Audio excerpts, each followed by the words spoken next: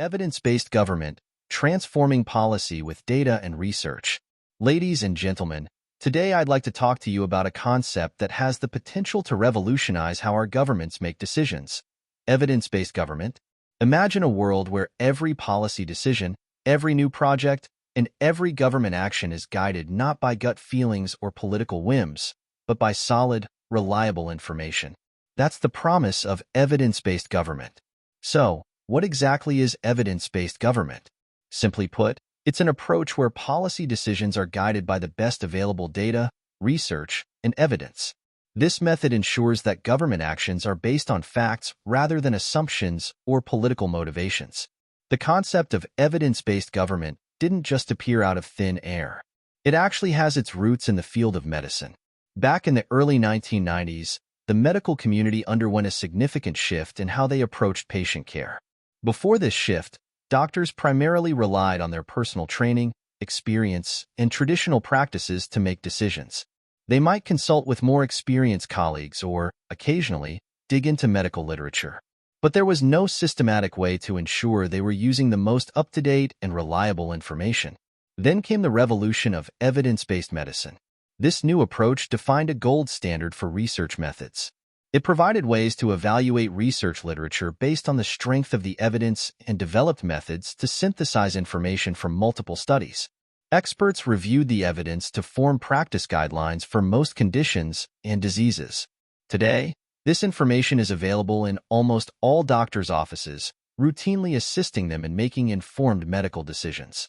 The success of evidence-based medicine was so profound that people started thinking, if this works so well for medicine, why not apply it to other fields? And that's exactly what happened. The principles of evidence-based practice spread to other disciplines, including government. Now, when we talk about evidence-based government, we're really talking about a few key concepts. First, there's evidence-informed decision-making, or EIDM. This focuses on using the best available evidence to inform decisions while considering the specific context and circumstances. Then we have data-driven governance, which highlights the reliance on data and analytics to guide decisions and measure outcomes. And finally, there's results-based management, or RBM, which emphasizes setting measurable goals and using evidence to track progress and achieve desired results. Over the past 2 decades, the concept of evidence-based government has gained significant traction, particularly as technology has advanced, making data collection and analysis more accessible. It's now widely recognized and applied in various forms across different levels of government, from local to international. In the United States, for example, evidence-based approaches have been encouraged at the federal level through initiatives like the Foundations for Evidence-Based Policymaking Act of 2018. This act aims to improve how government agencies use data to make decisions. Internationally, organizations like the Organization for Economic Cooperation and Development, or OECD, promote evidence-based governance as a best practice for public administration, particularly in areas like health, education, and economic policy.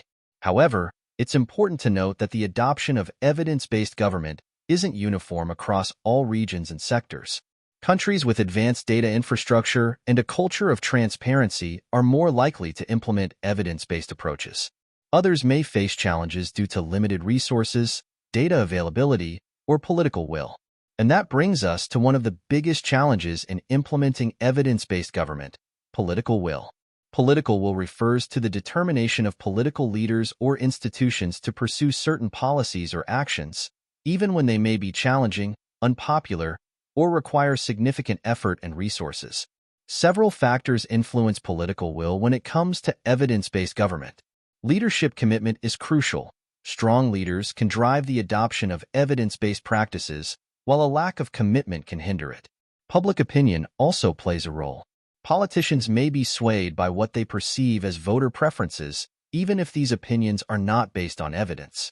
If the public is skeptical of certain scientific findings or resistant to change, this can reduce political will to implement evidence-based policies.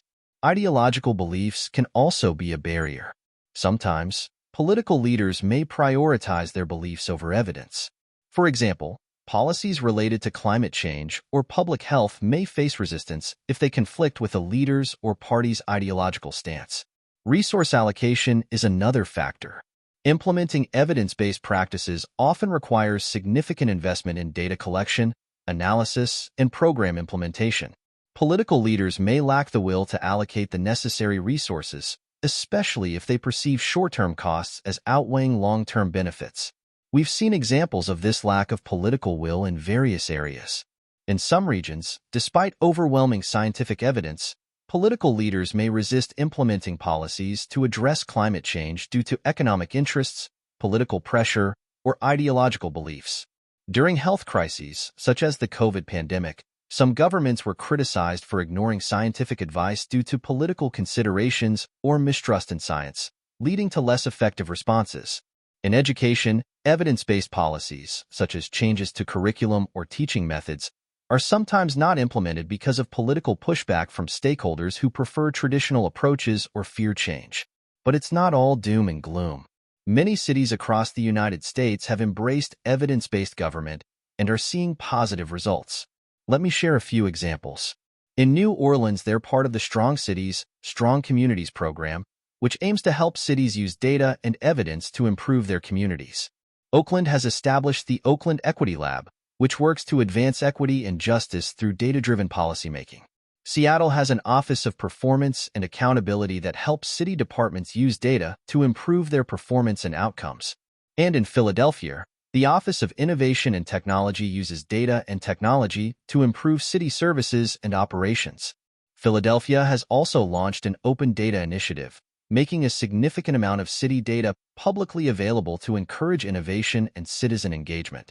These cities are collecting and analyzing a wide range of data to support informed decision-making.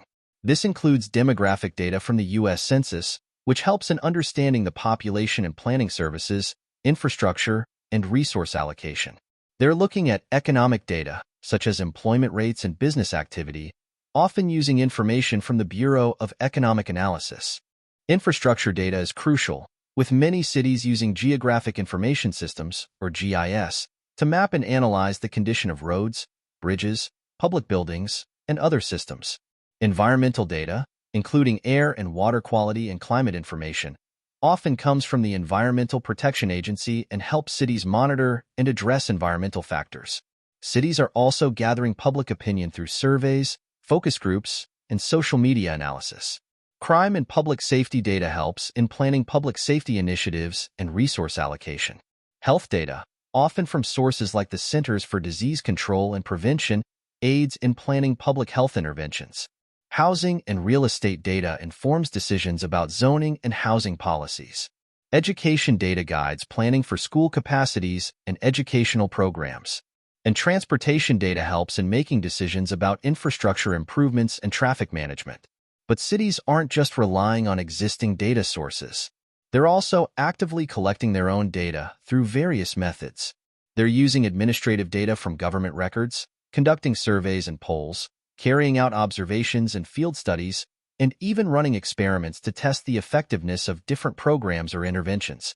They're also tapping into what we call big data, large, complex data sets that can provide valuable insights.